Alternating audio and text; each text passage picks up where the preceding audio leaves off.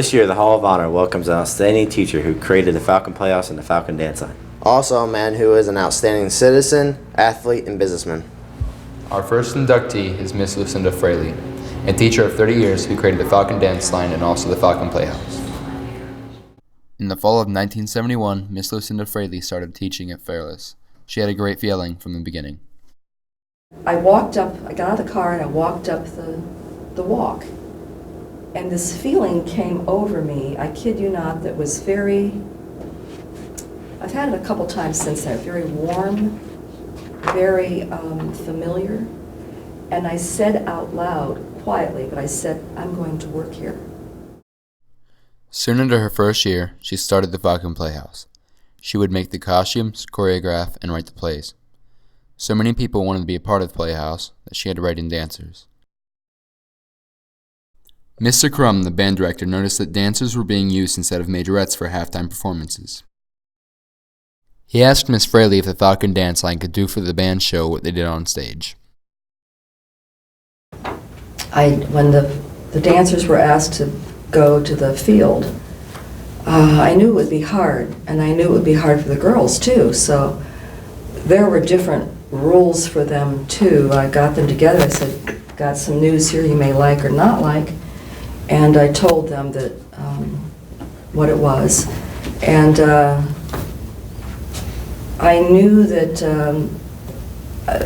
there would be some changes. So they had the option of staying in or leaving, because that was fair. They didn't realize that commitment was going to be so intense. You know, we were rehearsing with those girls 3 hours a night, 4 nights a week. That's what it was, and then performing, and.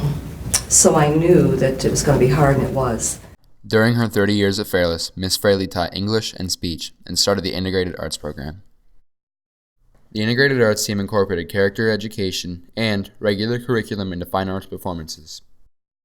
Some examples would be the Cleveland Ballet, Shenandoah, Right to Vote, and dinner theaters.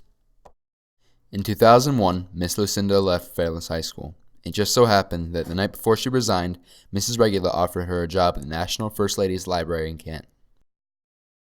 She started work as the Director of Education. She still works there to this day.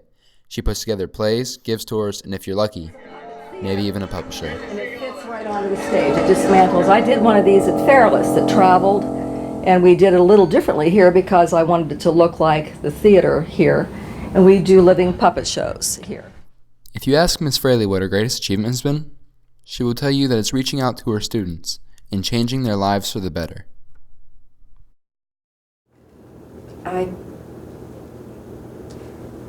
It's nothing I've done. I hope that I still have personal achievements to conquer. But I think that knowing that my students nominated me for this award is huge.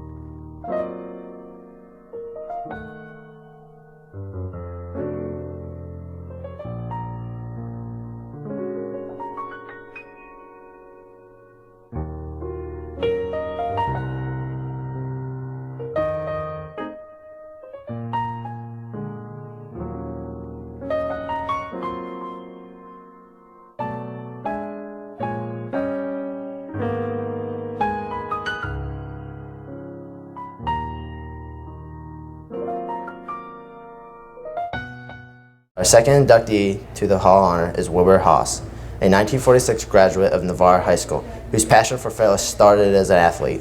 I was a starter for 3 years, sophomore, 10th, 11th, and 12th grade. We were undefeated in 1943 and again in 1945 in football. We were county champions. In 1943, we claimed the state championship in football. Wilbur also started for basketball and baseball while in high school. After graduating, he continued his football career by playing for the Massillon Chevrolet Athletic Club. This was a semi-pro team. My first job after I got out of high school, I really didn't like it, and I had a brother 2 years older than me, and of course we were pretty close and we would talk, and he said to me one day, he said, well, why don't you buy a truck? And my brother had a truck, and he said to me, why don't you buy a truck and start trucking? So I did.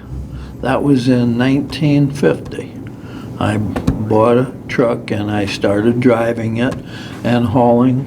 In 83, I had 4 trucks and I decided to start my own company. Over the years, Wilbur has been an active supporter of Fairless by taking roles on the Fairless and RG Drag School Board and being part of the athletic complex team. A group of fellows got together, and through mostly all donated labor and some materials and some donations of materials, decided to build this athletic complex, and I was one of the group of men who did this project. I have been a member of the Navarre Kiwanis Club for many, many years, and we used to do a lot of things for our community, and we started the Key Club, which was a Kiwanis organization. We had board members usually from each community, had 1 or 2 members on the board. And then I became a member of the RG Drag Career Center. The original name for that was West Stark Vocational School. He has always given back to the community, and because of his love for sports, he started announcing at Navarre High School. And he was also the first announcer at Fairless to use the PA system. And back at that time, you had a microphone with a real long wire on it, and you went up and down the field with the team, you know, so you had a good vision. There was no press box. One of the things I like to put a little humor in it, because I thought the people liked it and enjoyed it. And one of the things I used to do I would say occasionally, maybe shortly after the game started, I would say, we have a car in the parking lot, lights on, doors locked, motor running. And I would give my own license number so that it wasn't your car or someone else's car. Even though Wilbur isn't announcing anymore, he is still an active supporter of Fairless by contributing to a yearly scholarship and by supporting our Falcons. He's a good guy and a true blue Falcon. Wilbur Haas, you'll always be a part of our team. Congratulations, class of 2014.